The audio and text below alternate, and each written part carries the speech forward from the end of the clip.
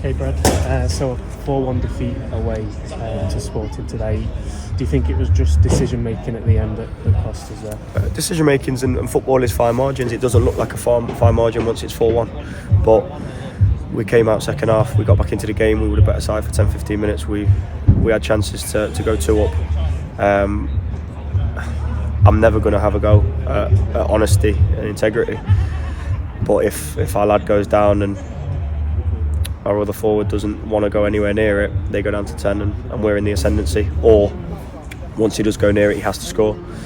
2-1 in the ascendancy, away from home, comfortable at that moment in time. All of a sudden, probably 2 minutes later, they get a set piece where we're not switched on and we're 2-1 down. So not only could they potentially be down to 10 whilst we're in the ascendancy, we're 2-1 down. We've got players on yellow cards when we've just been massively on top, and they are the fine margins in football, but in particular at this level, you probably get away with it at step 4, and you probably go 2 or 3 the way we started the second half. But it's tough. But as I say, it's fine margins in football is everything. I don't like this cliche stuff, but it genuinely was that today, because a little bit better decision making, as you say. We give ourselves a great chance to take 3 points from that game, and it sounds crazy on the back end of a 4-1 defeat, but I said to them in there, when we hit a little bit of adversity, we've got to stand up and be counted, not go under. But once we go down to 10 men, losing in the game, it's an uphill task. It's one of those where you're trying to keep it to a respectable score. Fair play to them. After we came out and like I say, with a much better side for 10-15 in that second half, they weathered it. But goals give you that edge, and as soon as they've took that second goal, it deflates us a little bit. We had another little go, but at that point, yeah, it was tough. And then, as I say, you go down to 10 men, it's uphill battle from there. Mm-hmm. And you made 5 changes going into the match. Was that with Tuesday in mind, or was that fitness? You know what our injury situation is. I'm hoping to have bodies in through the door for Tuesday. At the same time, I like people wanting to try and play, but they have to be honest with themselves sometimes if they're actually able to.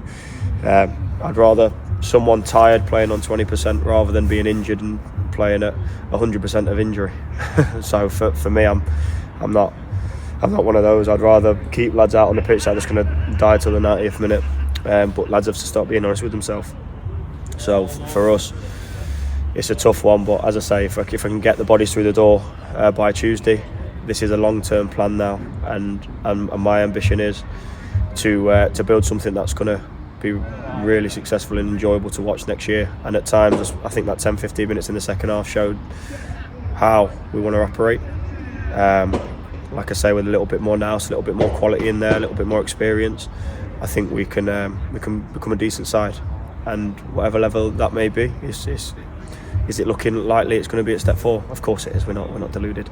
But if that's the case, I would like to hopefully put something together that's got a good chance of competing at that. But for me, just enjoyable for me to coach and manage, enjoyable for the fans to watch, and something that the club can be proud of. And if we can do that, that is a long-term vision now. And there's been spells in games, but as I say, the personnel coming through the door are more with a long-term thought process now rather than a quick fix. Yeah. And obviously it was a disappointing result ultimately today, but just how good was George's goal? Great finish, and there's two goals on the bounce for him. He was, for the standard that I want from him, he was really poor in the first half. Just lacked a little bit of intensity, and that was the words to him at half time. But then go and play a little bit more advanced, and you'll get your rewards if you take a little bit more pride in your work and do the nasty side of things. The good stuff will come to you, and he's got the ability to do things like that. He's both footed. He's got a lot of ability, but if he learns that other side of the game, he's got a real chance to have a good career in football. So great finish, deserved it, and I think they've tried to trump it with their third goal. So we'll see what we can do. But great finish, taking small positives and small wins from things. And as I say, this is now a long-term vision rather than quick fixes. And you spoke about sort of injuries and fitness. We had Ryan back today, which is obviously a positive. So going ahead to Tuesday now, can we see him get some good game time? Yeah, I don't want to rush him too much. I'll be honest, that was more than we wanted to play him today, but I couldn't not make the changes at half time, especially when it's there glaring in our face, and we came out and it looked good. So he trained fantastically on Thursday. Let's just have a look how he gets on tomorrow and Monday and see how the body is, and let's see what sort of minutes we can get. But I want him back in the starting 11 as quickly as possible, and he for sure is a long-term project for me, and certainly someone that's in the long-term plans. So getting him back, getting a few more bodies at full capacity, and hopefully some fresh faces through the door that are going to give a little bit of a spark and let us have a real good go come now at the end of the season.